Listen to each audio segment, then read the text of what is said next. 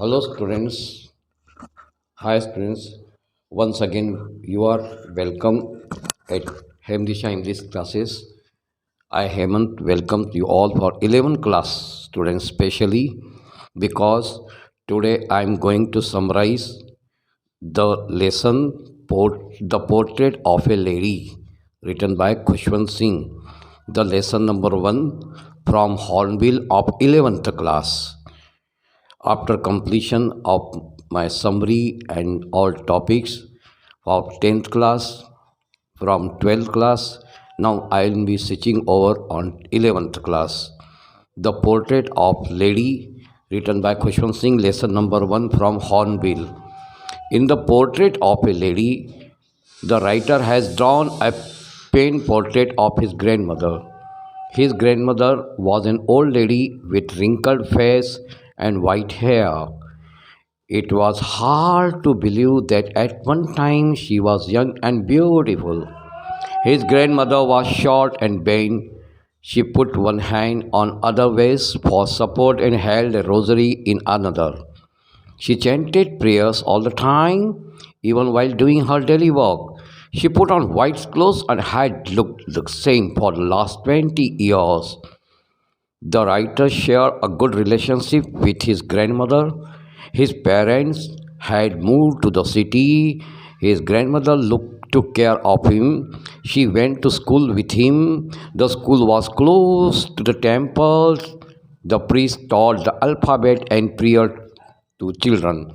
In the meantime, his grandmother sat in the temple and read religious book. After some time, they went to live with his parents. Time passed slowly and they interacted less.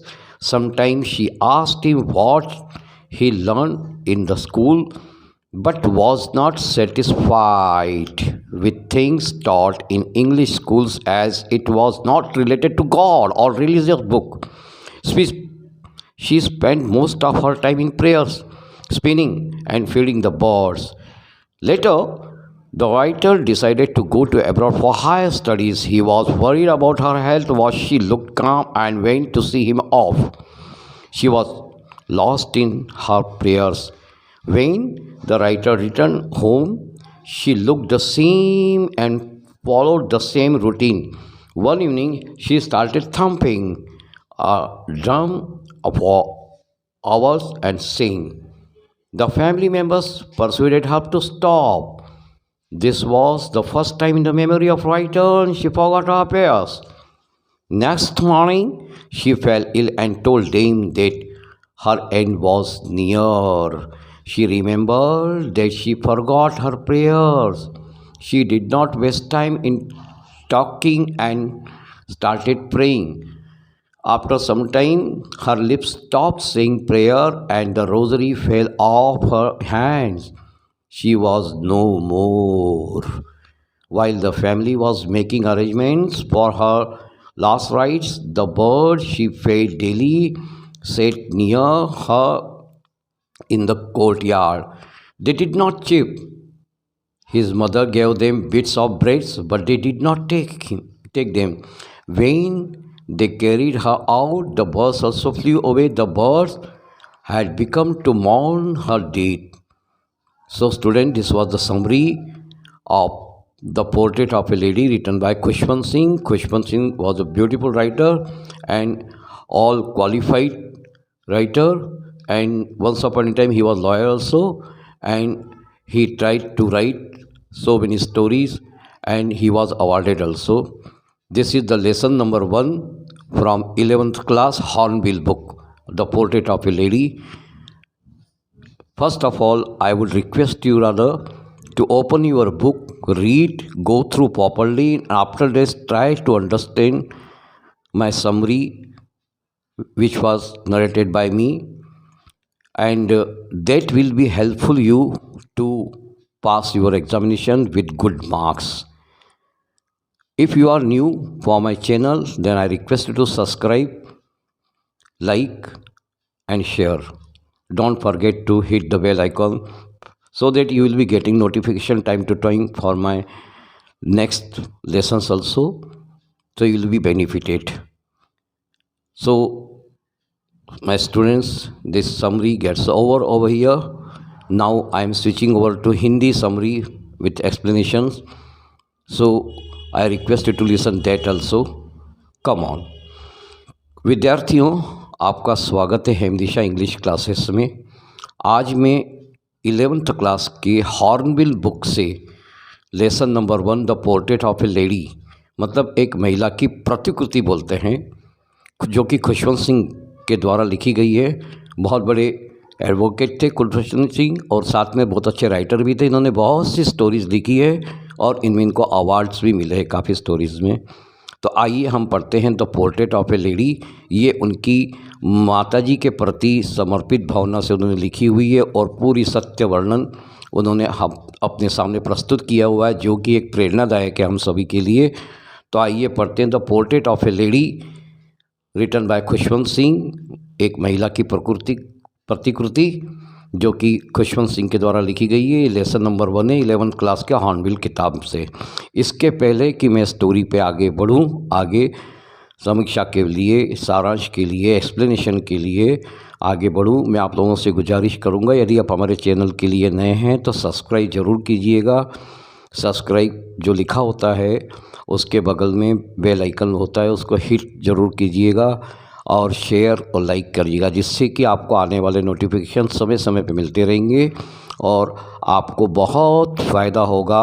ये कहानी सुनने से पहले आप अपनी किताब ज़रूर पढ़िएगा, उसके बाद पॉज दे के आप सुनते रहिए गौर से और आत्मसात करते जाइए, जिससे कि आपको क्वेश्चंस के आंसर ढूंढने में बिल्कुल भी तकलीफ़ नहीं होगी और आप परीक्षा में अव्वल आ सकते हैं। तो आइए हम चालू करते हैं the portrait of a lady written by Khushwant Singh, lesson number 1 from 11th class hornbill book. The portrait of a lady में लेखक ने अपनी दादी का चरित्र चित्रण प्रस्तुत किया है। लेखक की दादी एक बूढ़ी महिला थी। उनके चेहरे पे बहुत सी सुर्खियाँ थीं, सफ़ेद से बाल थे और लगभग सभी बाल सफ़ेद हो चुके थे। यह बिल्कुल नामुमकिन था इसके विश्वास करना कि उनकी इस परिस्थिति को देखते हुए कि कभी वो युवा थी और बहुत ही खूबसूरत रही होंगी। उनका कद बहुत छोटा था, झुकी झुकी सी थी। वे एक हाथ अपने सहारे के लिए अपने कमर पर रखती थी तथा एक हाथ में एक माला लिए रहती थी और सारा का सारा दिन वो चैंटिंग करती रहती, प्रार्थना करती रहती। यहाँ तक कि वे दैनिक दिनचर्या के काम करती थी तब भी वे सफ़ेद वस्त्र पहनती थी तथा पिछले 20 वर्षों से ऐसे ही दिखती थी। लेखक की दादी के साथ बहुत अच्छी मित्रता थी।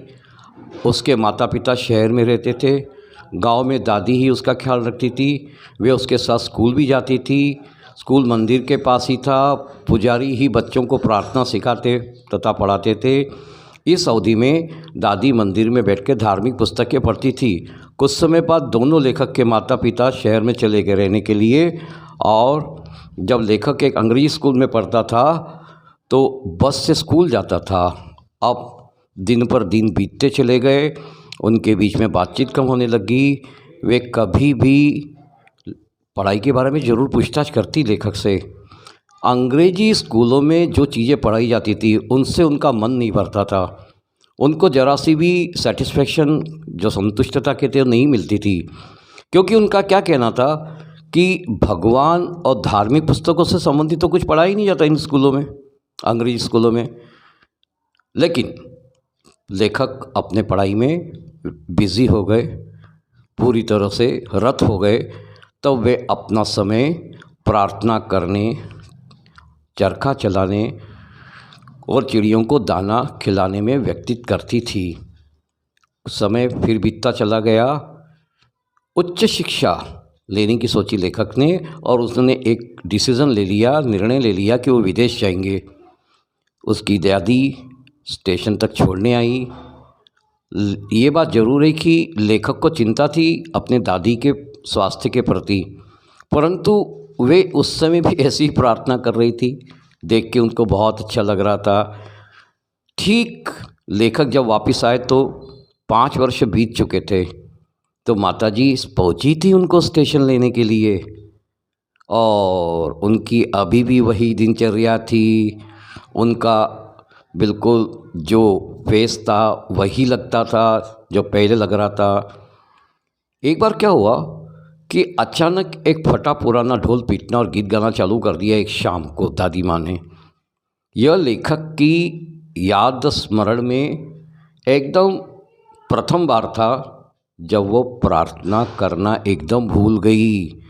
और अगले दिन सुबह मालूम है क्या हुआ, वो बहुत गंभीर रूप से बीमार पड़ना चालू हो गया उसका। दादी जी बीमार पड़ती चली गई। उन्होंने परिवार के सदस्यों को बताया कि उनका अंत निकट है। वो प्रार्थना करना भूल गई थी, ये बात उन्हें अभी याद आई। उन्होंने सबसे बड़ी बात ये की कि बात करने में कोई समय नहीं बर्बाद किया, और लेटे लेटे बिस्तर पर लेटे लेटे ही माला फेरना और प्रार्थना करना शुरू कर दिया। उनके प्रार्थना में होंठ हिलने बंद हो गए। कुछ समय बाद उनके हाथ से छूटकर माला गिर गई। वे अब जा चुकी थी। उनके अंतिम संस्कार की तैयारी उनका परिवार कर रहा था, और सारी चिड़ियाएँ जो उनका दिया हुआ अन्न खाती थी, बड़ी प्रेम से दादी जी उनको खिलाती थी, वो सब उनके आजू बाजू आके बैठ गई। जरा सी भी कोई चिरपिंग नहीं थी, कोई ट्विटरिंग नहीं थी, मतलब कलरव नहीं था, कोलाहल नहीं था चिड़ियाओं का।